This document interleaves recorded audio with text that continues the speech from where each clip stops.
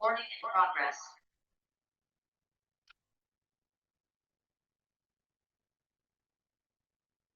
तमाम पार्टिसिपेंट्स को अस्सलाम वालेकुम जी।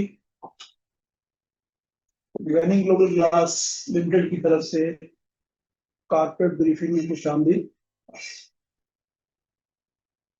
मीटिंग का आगाज राब्ते कलाम पाक से और इसके लिए गुजारिश करूंगा जनाब आसिम महमूद साहब से। अऊज़ु बिल्लाहि मिनश शैतानिर रजीम बिस्मिल्लाहिर रहमानिर रहीम लिईलाफि कुरैश ईलाफिहिम रिह्लतश शिताइ वस्सैफ फलयअबुदू रब्ब हाज़ल बैत अल्लज़ी अतअमहुम मिन जूअ व आमनहुम मिन खौफ सदक़ल्लाहुल अज़ीम। जज़ाकल्लाह जी। शाहनवाज जफर साहब CFO। जी गनी ग्लोबल क्लास की प्रेजेंटेशन हम स्टार्ट करते हैं कॉर्पोरेट ब्रीफिंग के सिलसिले में। Nature of business as you people know के ग्लास ट्यूब हम मैन्युफैक्चर कर रहे हैं जो कि बोरोसिलिकेट फ्यूटर ग्लास ट्यूब और एक ट्यूब मोबाइल है और state of the art premium quality European tube glass manufacture की जाती है पाकिस्तान में और ये टोटली अभी इंपोर्ट सब्स्टिट्यूट है जो कि मेजर तकरीबन इंपोर्ट गनी के थ्रू ही पाकिस्तान के अंदर हो रही है। और इसका बेनिफिट क्या है कि आप जब लोकल मैन्युफैक्चरिंग हो रही होती है तो इसका फिर आपके जो रिजर्व्स होते हैं फॉरेन रिजर्व उसके ऊपर पॉजिटिव इफेक्ट आ रहा होता है। और एक्सपोर्ट जो करंटली हमारे पास आ रही है वो बांग्लादेश, इजिप्ट और अदर अफ्रीकन कंट्रीज में भी हम मूव कर रहे हैं। मार्केट शेयर मेजर माशाल्लाह से हमारे पास है अल्हम्दुलिल्लाह, क्योंकि जो जितनी भी इंपोर्ट सब्स्टिट्यूट है और हम फ्यूल का भी जो हम वैल्यू एडेड प्रोडक्ट बना के आगे मार्केट को कैटर कर रहे हैं उसमें भी मेजर शेयर होल्डिंग गली के पास है माशाल्लाह। क्वालिटी स्टैंडर्ड जो हम फॉलो करें, जो सर्टिफिकेशन हमने सीख कर चुकी है ISO 9001-15 है, फिर ISO 14001 और 2015 है, ISO 45001 है 2018 और ISO 15378 2017 सर्टिफिकेशन।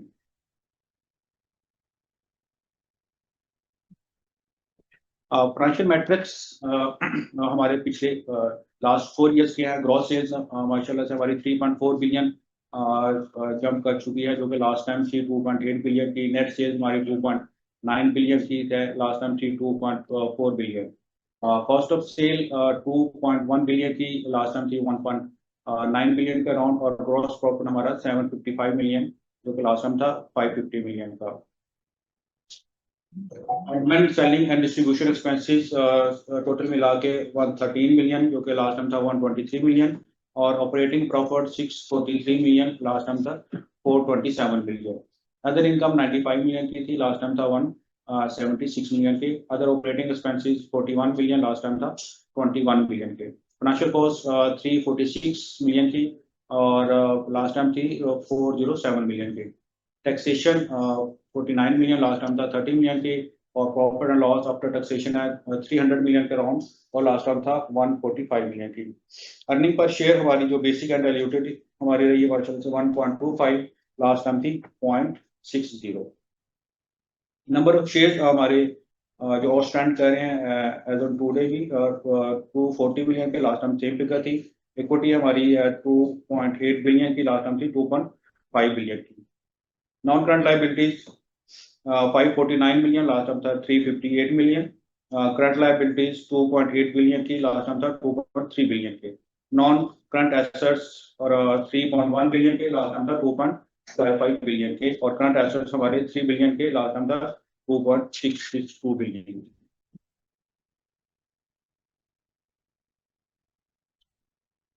ये ग्राफिकल प्रेजेंटेशन है हमारी जो ईयर ऑन ईयर हमारी जो ग्रॉस सेल्स है वो इंक्रीजिंग ट्रेंड शो कर रही है। यानी कि 2022 में 1700, फिर 2400, 24 में 8500 और 3400 करंट ईयर में हमारा financial year 2025। Net profit after taxation जो हमारा प्रॉफिट है इसकी ग्राफिकल प्रेजेंटेशन है 22 में ईयर 22 में 197, 23 में थोड़ा सा डिप आया, 100 मिलियन का राउंड अबाउट था, फिर इम्प्रूवमेंट आना शुरू हुई 2024 में 145 मिलियन, और करंट ईयर में हमारा जो लास्ट दिन था 300 मिलियन का राउंड अबाउट था। की रेवेन्यू ड्राइवर्स में हमारी जो कैपेसिटी है 6 vial and 22 ampoule manufacturing machines are working around the clock to meet customer requirement. Strategic alliance में है जो working with lead pharmaceutical manufacturer. Export में ऑलरेडी हम हैं जिसमें management is pushing for export MENA, African, Latin America वगैरह। Product mix हमारी जो ट्यूब की जो इम्पोर्ट सब्स्टिट्यूट हम बना रहे हैं, फिर इसमें वैल्यू एडेड में भी हमने मेजर मार्केट कैप्चर की हुई है एम्प्यूल्स और वाइल्स के अंदर।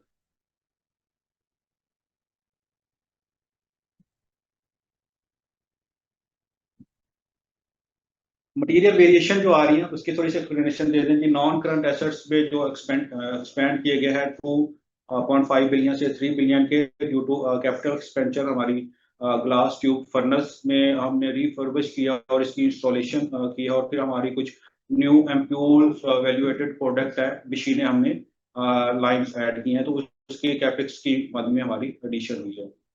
करंट एसेट्स हमारे 2.6 बिलियन से 3 बिलियन के राउंड अबाउट ग्रो कर गए। उसमें ये है कि हमारे थोड़े से ट्रेड डेटर्स में भी इंक्रीज आया due to some leniency towards our customer, जिसका बेनिफिट हमारी ग्रॉस सेल्स में इंप्रूवमेंट हमें नजर आती है। और फिर कुछ हमारे कैश एंड बैंक बैलेंसेस में भी इंप्रूवमेंट आए हैं due to stronger operating cash flow. ये बैलेंस शीट की साइड थी। P&L की साइड पे हम अगर देखें तो नेट सेल्स हमारी इंक्रीज हुई है 2.4 बिलियन से 2.9 बिलियन, और जिसमें हमारी प्रोडक्ट और जो प्राइसिंग है वो काफ़ी ज़्यादा इंप्रूवमेंट हुई है।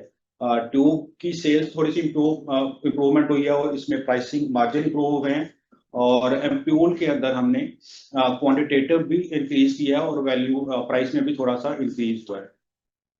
ग्रॉस प्रॉफिट में हमारा इंप्रूवमेंट हुआ है 550 मिलियन से 755 million due to increase in sale volume, जो कि मैंने बताया कि एम्प्यूल्स का जो है वॉल्यूम वो इंक्रीज हुआ है और ट्यूब की प्राइसेस इंप्रूव हुई है। और फिर on the other side cost हमने बेहतर तौर पे मैनेजमेंट करने की कोशिश की है, लाइक रॉ मटेरियल और जो यूटिलिटीज में है उसमें बेहतरी आई है। इसमें क्योंकि मेजर हमारा इनपुट है टूवर्ड्स मैन्युफैक्चरिंग वो है सुई गैस है और इलेक्ट्रिसिटी है, और इलेक्ट्रिसिटी और सुई गैस दोनों में थोड़े से प्राइसेस डिक्रीज हुए हैं। लाइक लास्ट ईयर में तकरीबन कोई एवरेज इलेक्ट्रिसिटी का रेट हमें 42 का राउंड पड़ रहा था, जो कि अभी अराउंड 33 के राउंड हो रहा है। ऑपरेटिंग प्रॉफिट हमारा जंप किया 427 से 643 मिलियन पे with the reduction in financial cost by 61 million and strong gross profit, जो कि मैंने आपको पहले रीजन बता दिया। प्रॉफिट आफ्टर टैक्सेशन वो भी माशाल्लाह से जंप होगा, हमारा ऑलमोस्ट डबल हो गया 145 से 300 मिलियन के ऊपर हम पहुंच गए, और इससे ही कोरस्पॉन्डेंटली हमारी जो EPS है वो 0.6 से 1.25 पे इंक्रीज होगी due to improve natural performance of the company. Operating segments जिसमें हम ऑपरेट कर रहे हैं, पहले प्रोडक्ट है कि न्यूट्रल बोरोसिलिकेट ग्लास ट्यूब है USP टाइप 1, फिर एम्प्यूल्स है और वाइल्स हैं। मार्केट्स में अगर देखा जाए डोमेस्टिक मार्केट में स्ट्रॉन्ग प्रेजेंस है पाकिस्तान में ओवरऑल, और फिर एक्सपोर्ट में भी जैसे कि बताया कि ये हमारी स्ट्रॉन्ग फुटप्रिंट्स हैं Meena, Africa and Latin American countries में, और ऑनगोइंग भी हमारी एफर्ट्स चल रही है कि हम कुछ और एरियाज भी देखें जहाँ पे हम अपना एक्सपोर्ट फोलियो को इंक्रीज कर सकते हैं इंशाल्लाह।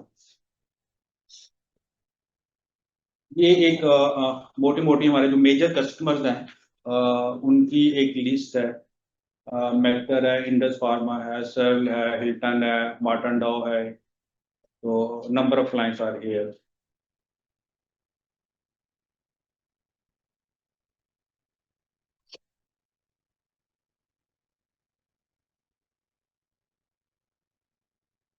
आगे फ्यूचर प्रोस्पेक्ट्स में देखें कि we are going to be market leader. अभी भी हम यानी कि मेजर एक तो इम्पोर्ट सब्स्टिट्यूट हम बना रहे हैं ग्लास ट्यूब में, और फर्दर एडिशन करने जा रहे हैं हम, न्यू मशीनें भी हम प्रोडक्शन के अंदर लेके आना चाहेंगे, जिसकी वजह से हमारी जो एम्प्यूल्स की और वाइल्स की प्रोडक्शन इंक्रीज हो जाएगी और फिर हम अकॉर्डिंगली मार्केट का शेयर है वो इंक्रीज हो जाएगा, और इस तरह achieve self sufficiency in tube and establish market leadership. Capacity expansion में हमारी introducing advance while manufacturing machinery भी हम इंट्रोड्यूस करवा रहे हैं जो कि इटली से इंपोर्टेड है, और एक्सपेक्टेड आउटकम है हायर प्रोडक्शन वॉल्यूम होगा, इंक्रीज सेल होगी, फॉरेन एक्सचेंज रिजर्व सेविंग्स होंगे, और एक्सपोर्ट के अंदर भी हम इंशाल्लाह अपनी मार्केट को शेयर को इंक्रीज करेंगे। Saudi Arabian project vision 2030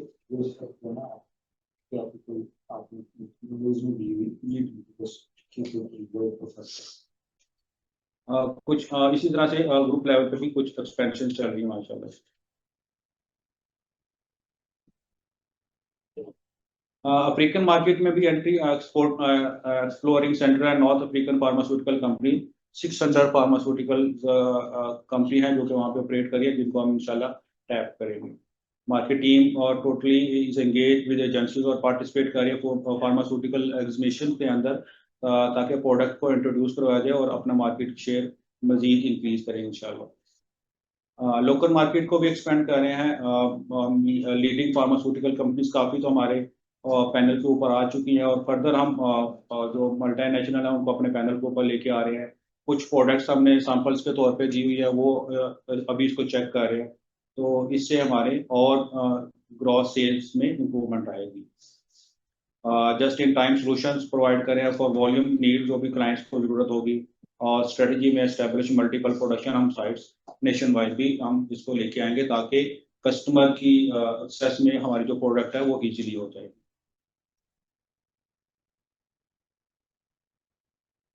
tube export जो targeting Latin American countries for tube exports and exploring partnership with driver distributor to expand market research.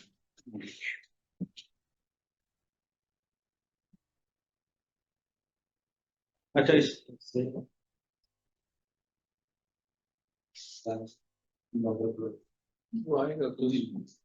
चलो, अच्छा, बिजनेस के साथ रिस्क भी एसोसिएटेड हैं जिसको मैनेजमेंट ने देखना होता है। वो ये चाइना के साथ कंपटीशन है, बल्क सप्लाई कर रहा होता है, तो इसको हम मैनेज कर रहे हैं। Chinese manufacture creating strong price and scale competition margin and market share में अंडर प्रेशर। फिर रॉ मटेरियल और जो एनर्जी की कॉस्ट है वो बहुत ज़्यादा फ्लक्चुएट कर रही होती है, पता नहीं चल रहा होता कि कब प्राइसेस बढ़ गई हैं इंटरनेशनल लेवल पे, और लोकल भी जो हमारा मेजर इनपुट है टूवर्ड्स द मैन्युफैक्चरिंग, वो एनर्जी की प्राइसेस भी बहुत ज़्यादा फ्लक्चुएशन आ रही होती है। हर टाइम एक फियर होता है कि जी कोई नई न्यूज़ आ गई और प्राइस जंप कर गई। फॉरेन एक्सचेंज रिस्क है, क्योंकि हमारा जो ट्यूब मैन्युफैक्चरिंग का रॉ मटेरियल है उसकी डिपेंडेंसी इंपोर्टेड रॉ मटेरियल के साथ भी होता है, तो फॉरेन रिस्क भी इसके अंदर इन्वॉल्व होता है। फिर competitive pressure in valuated segments में हमारा जो कंपटीशन है वो ज़्यादातर अनऑर्गेनाइज्ड कॉटेज इंडस्ट्री में जो मैन्युफैक्चरर ऑफ प्यूर्स और वायर्स हैं उनके साथ हो रहा होता है, तो वहाँ पे बहुत ज़्यादा कंप्लाइंसेस नहीं देखी जाती लॉ की, तो वो डेफिनेटली फिर प्राइस वार में और इस तरह से कम्पिटिटिव कंपटीशन हमें फेस करना पड़ रहा होता है। इंटरेस्ट रेट्स हैं, अभी तो तकरीबन कोई 10-11% पे चल रहा है पॉलिसी रेट, तो इसका भी एक फियर रहता है जो कि बिजनेस के लिए है कि कभी अगर जंप कर गया तो कंपनी की प्रॉफिटेबिलिटी पे नेगेटिव इम्पैक्ट डालता है।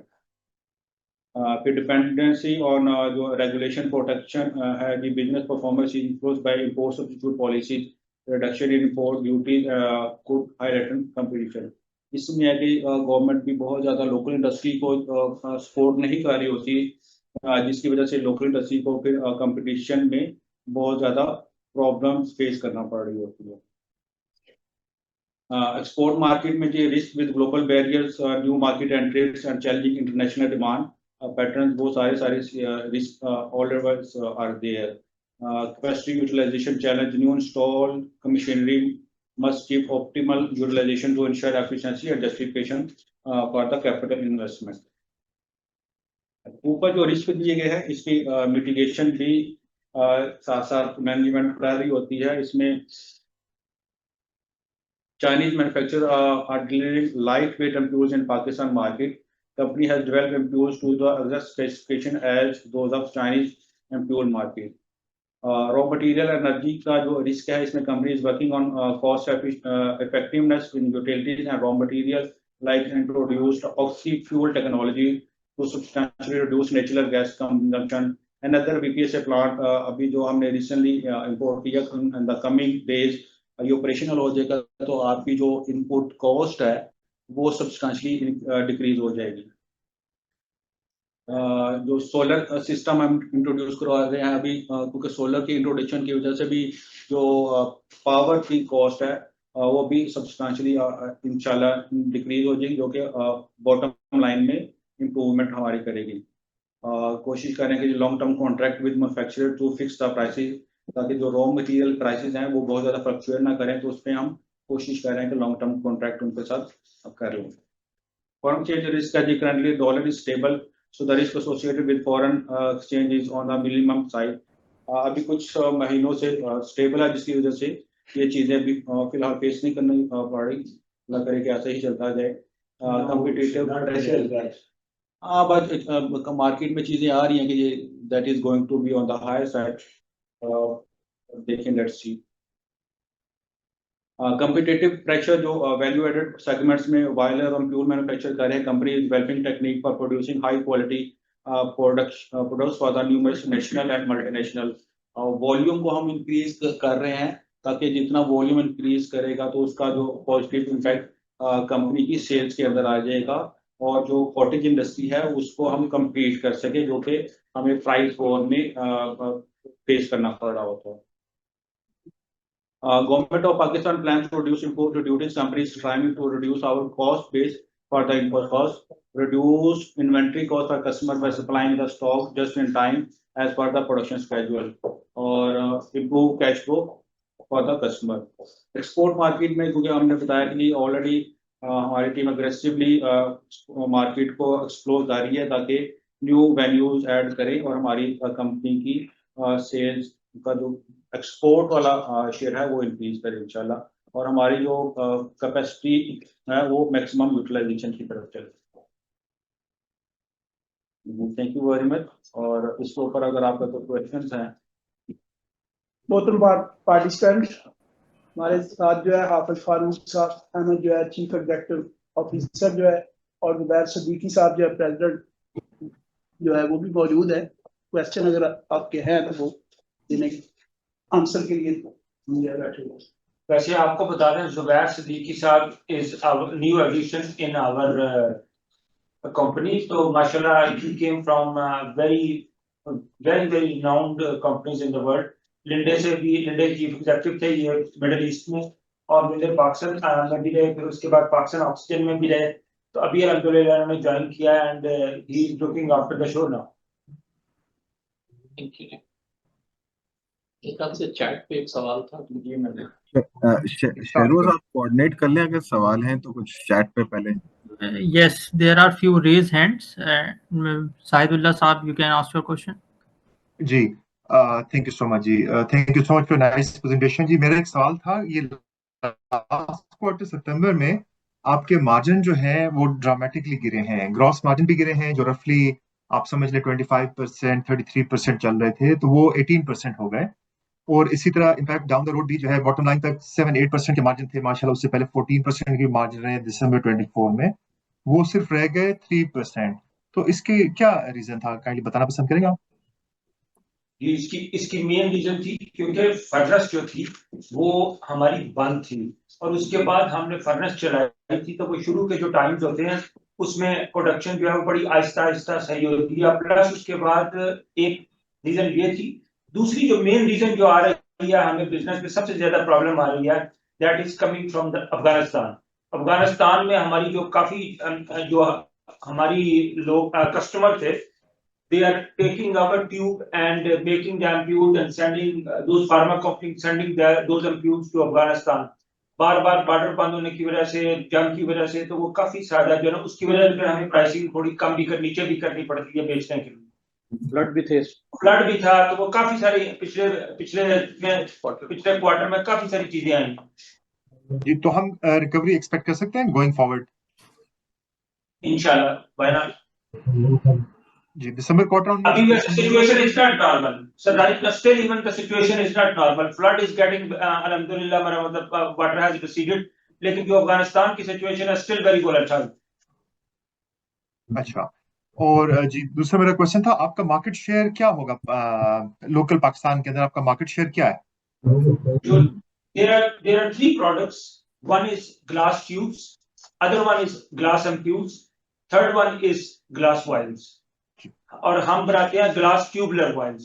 तो ग्लास जो ट्यूब्स हैं इसमें तो we have more than 70-75% market share, क्योंकि नोबडी एल्स इज देयर। उसके बाद हमारी tube is being used to manufacture ampoules, उसमें हमारा जो मार्केट शेयर है दैट इज रफली about 25%, no more than I think 25% is the market share in ampules. Wires में भी इसी तरह जो है ना हमारा तकरीबन 15-20% मार्केट शेयर है। And now we are working very hard to increase the market share in ampoule as well as in vial, because vial is the one market जो काफी ग्रो कर रही है even in Pakistan, because out of Pakistan the main market is vial and even ampoule इतनी ज्यादा market नहीं है, vial is the biggest market. जी, thank you so much. Next, we have Kamran Ahmad Saab. You can unmute yourself and ask the question. अस्सलाम वालेकुम जी। वालेकुम सलाम। तो सबसे पहले तो ये बताइए कि आपने अभी मेरे ख्याल से पिछले क्वार्टर के अंदर या शायद पिछले क्वार्टर में बाय बैक शेयर की आपने ऑफर की थी। शेयर आपका एक अरसे तक आपकी रेंज के अंदर रहा, लेकिन आपने उसको बाय बैक नहीं किया। तो सर अगर आपको बाय बैक नहीं करना तो नोटिस क्यों दिया था आपने, और अगर नोटिस दिया तो बाय बैक क्यों नहीं किया? जरा उस पर रोशनी डाल दे जरा। नहीं, असल में हमने तो बाय बैक करना था अपनी प्राइस के अंदर अंदर, जिस वक्त वो प्राइस से बाहर हो उस प्राइस के अंदर अंदर मेरा ख्याल है कोई शायद 8-10 मिलियन ही किया होगा शायद। सर टोटल मेरे ख्याल से टोटल आपने शायद कुछ 5 या 8 लाख शेयर टोटल बाय किए थे इसके। और ये नहीं, मेरा तकरीबन ख्याल से ज्यादा है। सुन लेना 1.5 महीने तक आपकी प्राइस से नीचे रहा है ये, क्योंकि मेरे पास तकरीबन 1 मिलियन से ऊपर आपके शेयर है और मैं इसको क्लोजली मॉनिटर कर रहा था। आपने सर जब तक ये 10 रुपए से नीचे था ना सर, आप वो भी लेटर भी देख लें जब आपने लगाया ये लेटर, और उसके बाद आप प्राइसेस भी देख लें। सर आपने जो है ना ये आप मतलब एक अरसे तक मेरे ख्याल से तकरीबन कोई 1.5 महीने तक ये 10 रुपए के नीचे रहा है। लेकिन सर आपने बाई बैक में मैं से पूछा था, जब आपने बाय बैक नहीं करना तो आपने आपने ये ट्विस्ट लाइक आपने नोटिस लगाने ही नहीं चाहिए था सर, अगर आपने बाय बैक नहीं करना तो।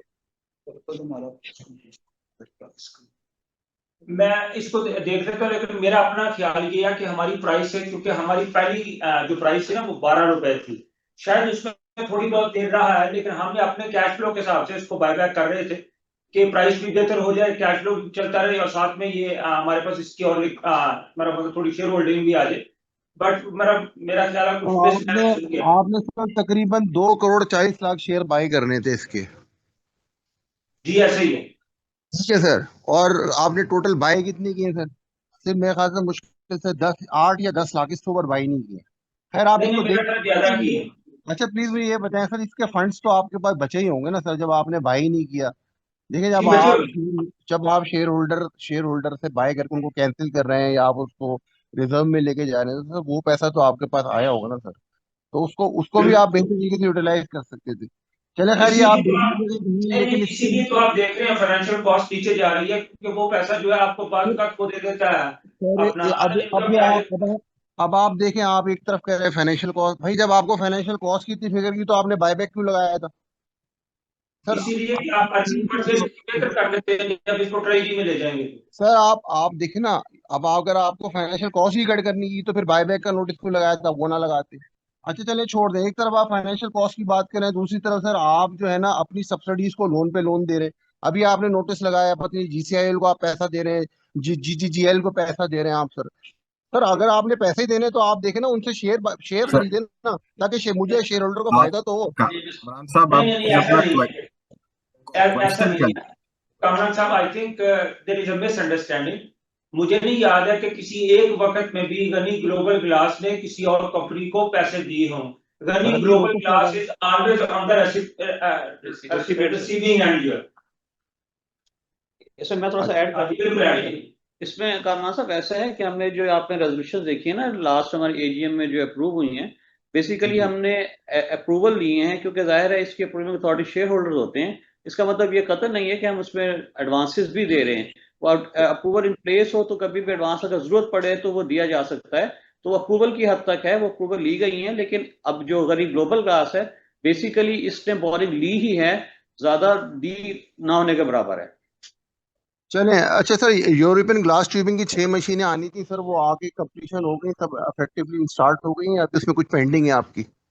जी आ गई है, 6 की 6 मशीनें आ चुकी हैं। 5 जो है वो ऑलमोस्ट 4 तो प्रोडक्शन में आ चुकी हैं, एक शायद ट्रायल में है, और एक जो है वो अभी उसकी चल रही है इरेक्शन और कमीशनिंग में। अच्छा सर, ये जो सोलर का आप प्रोजेक्ट कर रहे हैं सर, एक तो उसका साइज बता दीजिए कि किस साइज का लगा रहे हैं। दूसरे इसकी फंडिंग कहाँ से करेंगे आप? इंटरनली करेंगे, बैंक से लेंगे, और इससे कितनी आपको ना सेविंग होगी सर? और ये भी बता दीजिएगा कि आपकी जो कॉस्टिंग है उसमें ये इलेक्ट्रिसिटी का कितना परसेंटेज है सर? जो हमारा गरीब ग्लोबल ग्लास के लिए ये 2 मेगावाट है, 1.5 ये 1.5 मेगावाट का सोलर है, और 1.5 मेगावाट का जो सोलर है वो तकरीबन आप ये समझे हमें साल में 2.1 मिलियन यूनिट देगा रफली। तो 2.1 मिलियन यूनिट आप ये समझ लें नेट ऑफ हो जाएंगे फ्रॉम द इलेक्ट्रिसिटी प्राइस। और आसम साहब will guide you on the जो इलेक्ट्रिसिटी की पोर्शन क्या है हमारी प्रोडक्शन कॉस्ट में। आसम साहब फंडिंग इसकी फंडिंग जो है वो मेरा ख्याल है बैंक से बैंक से हम बैंक से में मेरा मतलब 20-80 के साथ है, 20 हमारी होगी, 80% डेट है। But I think the payment is less than 2 years। ऐसे तो सर आखिरी सवाल मेरा सर ये है कि देखिए, ये जो आपकी यूरोपियन ग्लास ट्यूबिंग में सर, पिछले साल भी मैं आपकी एजीएम में था, उस वक्त भी आपने कहा था कि इस साल कंप्लीट हो जाएंगी। लेकिन सर वो इस साल उस वक्त भी यही था कि 3 आ गई हैं, 2 प्रोसेस में है। और ना हमारा जो है ना ये बाहर की फार्मास्यूटिकल कंपनी है, वो हमारे सैंपल अप्रूवल के लिए गए, मैं वहां से हमें अच्छा बिजनेस मिलेगा। लेकिन सर आपकी बैलेंस आपकी जो पीएनएल है सर, वो तो ये सब चीजें रिफ्लेक्ट नहीं कर रहे हैं। जहां तक ग्रे मार्केट के ताल्लुक है सर, देखिए ये जो बड़ी कंपनी है, ये तो ग्रे मार्केट से माल नहीं खरीद सकती, ये तो आपसे ही खरीदती है। अब सर मैं सर का भी शेयर होल्डर हूँ सर, वहां भी मेरी बात होती रहती है, वो तो सर सारा रेगुलेटेड सेक्टर से ही माल उठाते हैं, वो तो ग्रे मार्केट से नहीं लेते सर। इस पर भी अपना जवाब दे देते मैं फाइनल क्वेश्चन सर। कामरान साहब, माशाल्लाह आपके सामने फिगर्स तो आई हैं। इसमें आपने देखा है कि हमारे टर्नओवर में भी सब्सटेंशियल इंक्रीज है, और प्रॉफिटेबिलिटी तो डबल से ज्यादा हो गई है। पिछले साल हमारा जो प्रॉफिट था आफ्टर टैक्स वो 145 मिलियन था, इस दफा 301 मिलियन है, जो कि डबल से ज्यादा है। तो आपको ग्रोथ वाज़ेह तौर पर नजर आनी चाहिए कि हमारी बॉटम लाइन में भी खासी स्ट्रेंथन हुई है और टॉप लाइन भी स्ट्रेंथन हुई है। तो वो ट्रांसलेट हो रही है चीजें, सभी हो रहा है ना। Next is Mohammad Yamin. You can unmute yourself. Can you hear me? किसी किसी QTA में तो बस ये नंबर आ रहे हैं, वो रेफरेंस वो इंडेक्सेशन का नहीं आ रहा, तो फिर Yes, we can hear you. अच्छा जी, thank you for the wonderful so yeah thank you for the wonderful CBS। मेरे को सवाल आते हैं। अच्छा, मुझे पहला सवाल मुझे पूछना था कि जब आपके ग्लास फर्नेस आइडल से या ऑफ सिचुएशन से वो ऑन करते हैं, फायर अप करते हैं उसको, एंड सेकंड सिनेरियो जब अगर मेंटेनेंस पे जा रहा हो, तो कैन यू प्लीज गाइड कि उसमें एस्टिमेटेड कैपेक्स कितना लगता है आपको? आवाज वाज़ेह उसमें कैपेक्स पूछ क्या कहा? जब ग्लास फर्नेस आपकी रिफर्बिश होती है तो उसमें लगभग क्या कैपेक्स यूज होता है? ये अब तकरीबन आप ये समझे, अगर सिर्फ पुरानी ग्लास फर्नेस को हमने अगर कोई और चीज नहीं करनी, सिर्फ उस ग्लास फर्नेस को बंद करके उसके नए पत्थर लगा के उसको वापस लेके आना, रफली about we are talking 250 million okay, without doing anything else. Okay, I understand. अच्छा, मेरा सेकंड सवाल ये था कि आप जरा काइंडली गाइड कर सकते हैं कि आपकी फर्नेस की टोटल कैपेसिटी क्या है पर डे, या फिर अगर आप पर ईयर बता सकें, एंड मिनिमम उसको कितनी यूटिलाइजेशन में चलाना पड़ता है for it to be sustainable and for it to be like profitable for you without damaging the furnace? Furnace 2 capacities है, एक तो फर्नेस की प्रोडक्शन की कैपेसिटी है और एक फर्नेस की होल्डिंग कैपेसिटी है।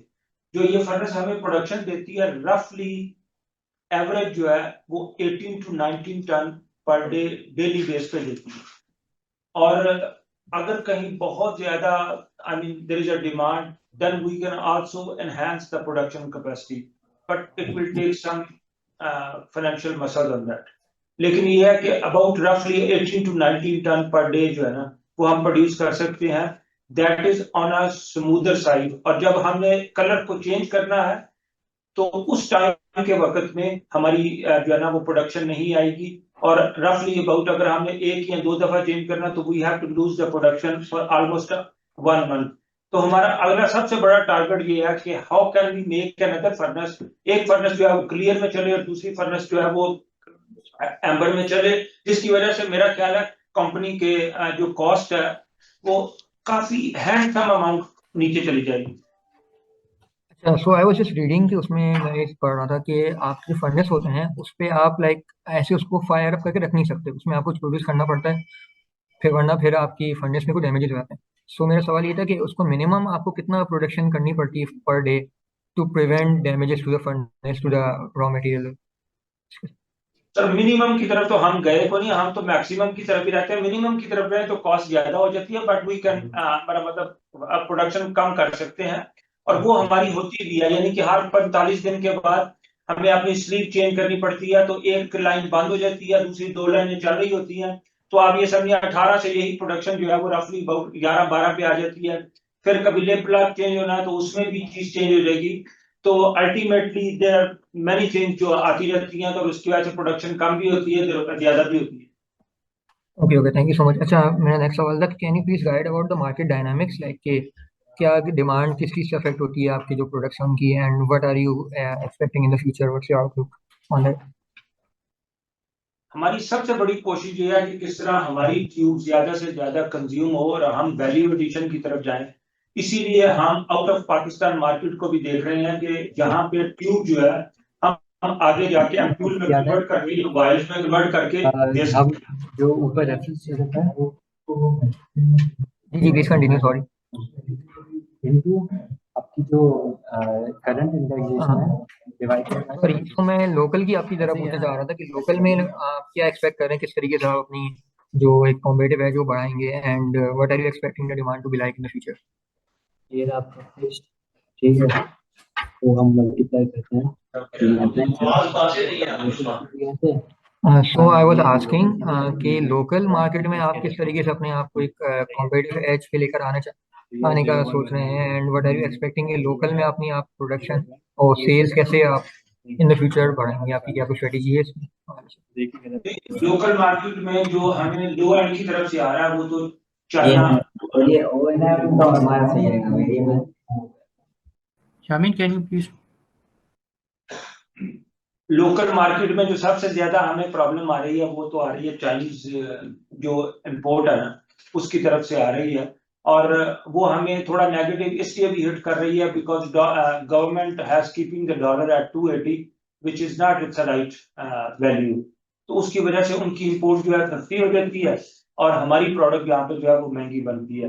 But on the other hand अल्हम्दुलिल्लाह हम we are trying our level best to convert some of the Chinese manufacture Chinese जो कन्वर्टर थे उनको अपने एम्प्यूल पे ला के हमने 2-3 प्रोडक्ट में जो R&D की है वो चाइनीज के मुताबिक एम्प्यूल बनाया which is very very light. तो उसमें उनके साथ कम्पीट करने की कोशिश कर रहे हैं। और हाई एंड में मेरा अपना ख्याल ये है may be 1 or 2 companies which are left without Gani tubes or Gani ampules। बाकी तकरीबन सारे की सारी जो है ना वो अब हमसे भी ले रही हैं और जर्मनी से भी ले रही हैं। तो मेरा ख्याल है साल एक और थोड़ा कंपटीशन चलेगा जर्मनी के साथ and ultimately they will figure it out कि यार ये दिस इज मच चीपर, कि 30-40% चीपर पड़ती है गनी की एम्प्यूल जो है दूसरे से। तो लेकिन ये pharma company takes a very long time. I see sir, thank you so much sir. Just last 2 questions and I am off. Sir आप कैन यू प्लीज गाइड कि जो सिलिका सैंड है वो आपकी मेन रॉ मटेरियल होती है for the glass manufacturing, वो आपको उसकी कॉस्ट क्या पड़ रही है पर टन, अगर आप बता सकें? एंड सेकेंडली अगर आप थोड़ा प्राइस में के बारे में गाइड कर सकें कि एम्प्यूल्स एंड वायर्स में लोकल में क्या प्राइस चल रही है for your products and export में आप क्या चार्ज कर रहे हैं? So much. सिलिका सैंड जो है वॉल्यूमेट्रिकली तो बहुत बड़ा कंपोनेंट है ग्लास की मैन्युफैक्चरिंग में, but on a monetary value it has no real significant value क्योंकि सिलिका सैंड जो है रफली अबाउट 9-8-9 रुपीज पर केजी है डिपेंडिंग ऑन द किस लेवल किस तरह की है। अगर तो जरा आम सी है ब्राउन ग्लास के लिए सस्ती है, वो मेरा ख्याल है 5-6 रुपए में भी मिल जाती है। जो क्लियर ग्लास वाली है वो रफली अबाउट 9 और 10 रुपीज है। और जो आप चीज पूछ रहे हैं एम्प्यूल्स की, एम्प्यूल्स जो है ना वो डिफरेंट साइज के साथ डिफरेंट है, लाइक 1 cc है, 2 cc है, 3 cc है, 5 cc है, 10 cc है। ये वाले एम्प्यूल जो है ये रफली about 800,000 rupees per ton to all the way 1.2 million rupees per ton पे जाती है। और जो ट्यूब है दैट इज रफली about 400,000 to 450,000 rupees per ton. Okay sir, thank you so much sir. Just one last thing, आपकी volumetrically तो silica sand सबसे ज़्यादा इस्तेमाल होती है, but the most expensive raw material is the soda ash. Can you please guide कि आप उसको उसकी कॉस्ट कितनी पड़ रही है आपको per ton? Soda ash Soda ash is not a big part of our manufacturing process. मेरा ख्याल है it's maybe just only 15 to 20 tons per month, क्योंकि हम सोडा जो है वो एक्चुअली सिलिका सैंड से ही ले लेते हैं। Silica sand itself has about Pakistani silica sand has roughly about 7-8% of soda, तो वो हमें सोडा ऐश वहीं से मिल जाता है। लेकिन हम फिर भी डालते हैं, 1 कंटेनर मुश्किल से डलता होगा महीने का, but it's not a huge cost for us. Okay sir, thank you so much sir. Next is Yasin. You can unmute yourself and ask your question.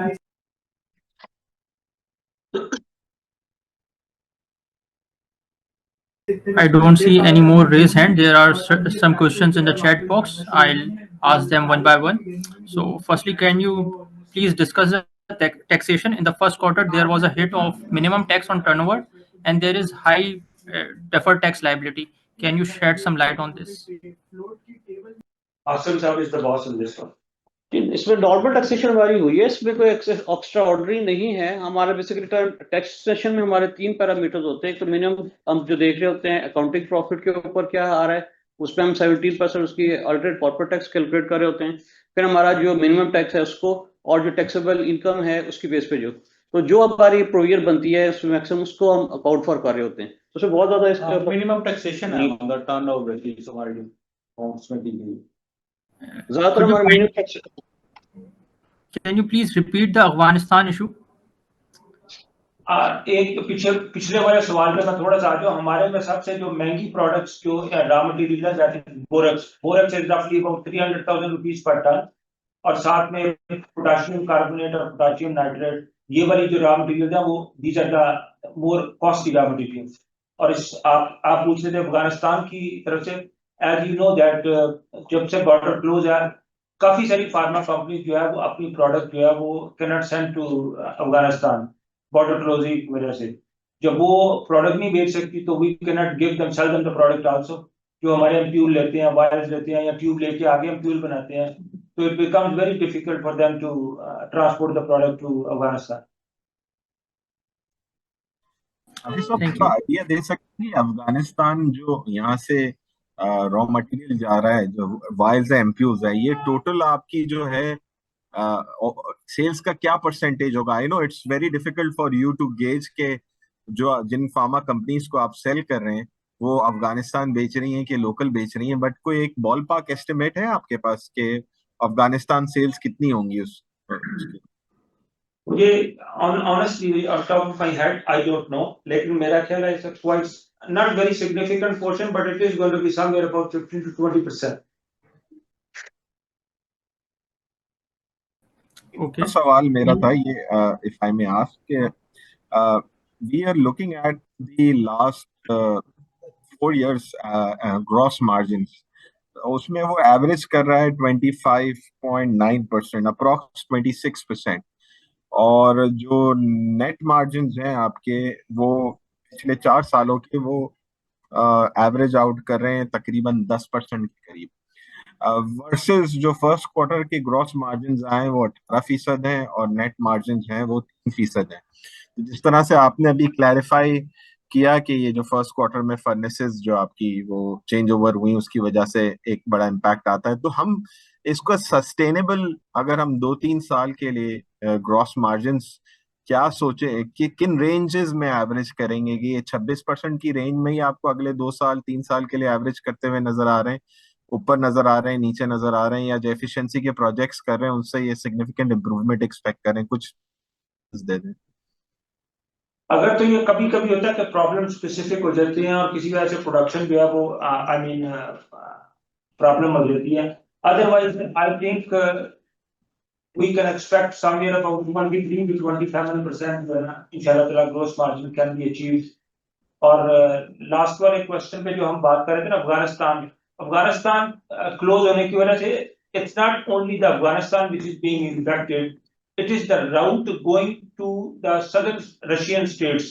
वो सारा राउट भी जो है ना वो इम्पैक्ट हो जाता है, तो आई मीन काफी इम्पैक्ट पड़ता है मेडिसिन पे।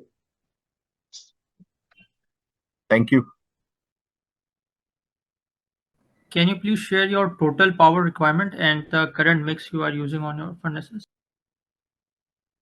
I mean, furnace requirement for the power is 1.6 megawatt of electricity and roughly about 11,000, 12,000 cubic meter of natural gas.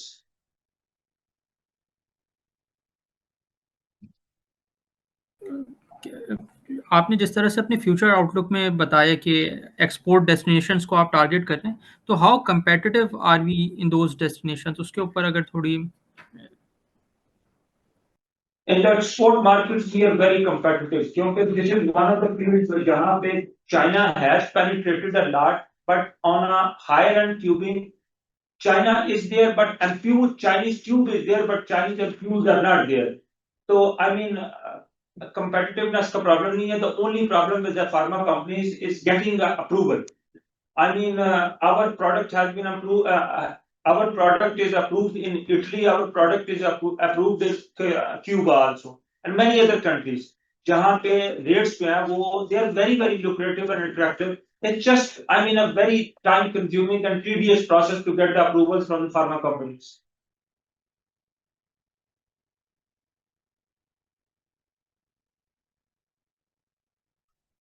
When is the expected commissioning of solar project?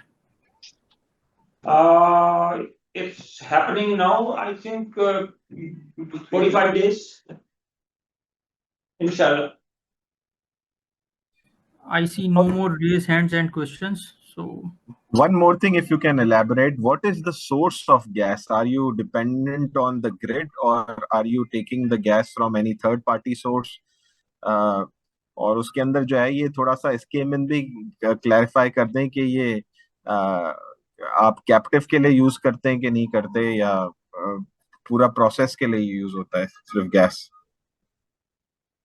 Power is coming from a grid and gas is coming from SNGPL, and we are not taking any third party sources because the processed gas from the SNGPL or SNGC is cheaper than the third party source, so we are not going over there.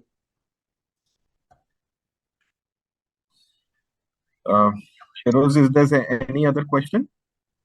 No, I don't have any other question on the chat box. Okay. Thank you so much.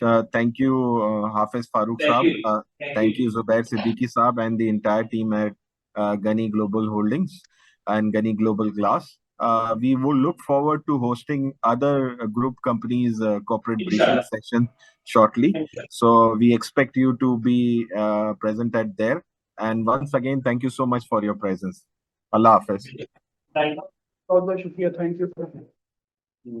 आज पढ़ रहे थे